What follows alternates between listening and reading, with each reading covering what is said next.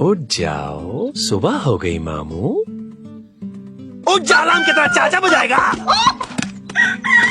हाँ, अब हुई ना सुबह।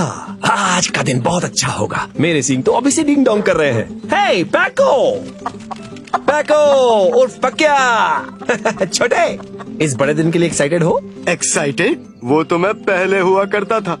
सुनो, मेरे पास एक बुरी खबर है। अपनी जबान पर ताला लगा। आज बुरी खबर की नो एंट्री है छोटे, क्योंकि आज है फ्लावर फेस्टिवल डे, साल का सबसे मस्त फूल दिन। हाँ, मैं यही कहना चाहता था कि इस साल। Time please. ओ मरिया रानी, क्या तुम अपने पंख फैलाना चाहती हो? अरे रुको रुको, मैंने अभी भी भौंक भौंक के इन मुर्गियों को पकड़ा है।